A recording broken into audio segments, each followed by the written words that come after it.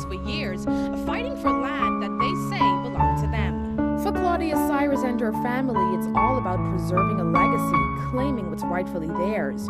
And even though it took 4 expensive plane tickets from Stone Mountain, Georgia to do it, Cyrus and her family says it was totally worth it. You see, the family whose Bahamian roots extend back to their grandmother, Elsie Agala Franks, recently won a landmark court case to regain more than 1,200 acres of land, both here in New Providence and in Navico.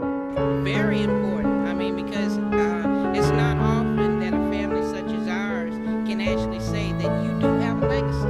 Yeah, I mean, you look at people such as Philip Morris. They had left a legacy to their family. We want to do the same thing. That's what our grandmother did for us.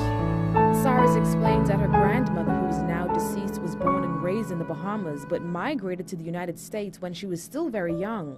The Georgia native says her family has always known about their Bahamian roots, but only recently learned about the prized possession and the fact that squatters had taken over. And with no lawyer in tow, they headed to the Bahamas to get down to business. We found out in September of 2011 that this was a case of fraud. We found out through our meeting with the local attorney here that fraud was involved in this case. So where exactly is this land?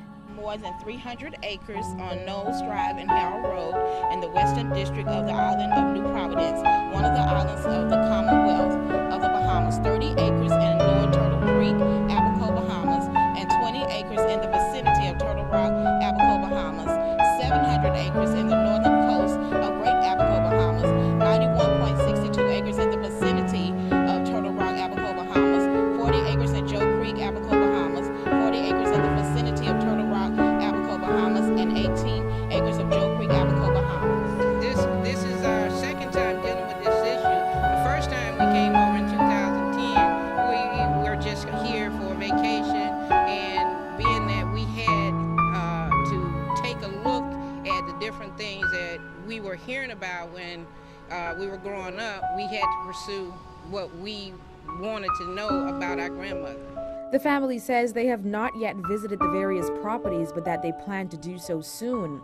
In court, Cyrus and her family says that no one even showed up to contest their claims. They say they're now on a mission to meet the people occupying the space. That's a battle that we're willing to take on. We just have to take one step at a time, one day at a time, one situation at a time. So now that this Georgia family has won this landmark case, what's next? We're going on the beach, and one of the things that my grandmother said, when you get in that water, take a big gulp, because that's God's way of cleansing that body. And a piece of it is now yours. Oh yes, oh yes, it's celebration time.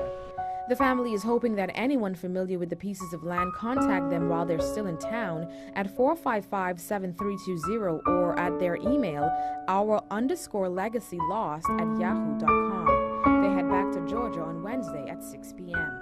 I am Thea Smith, JCN News.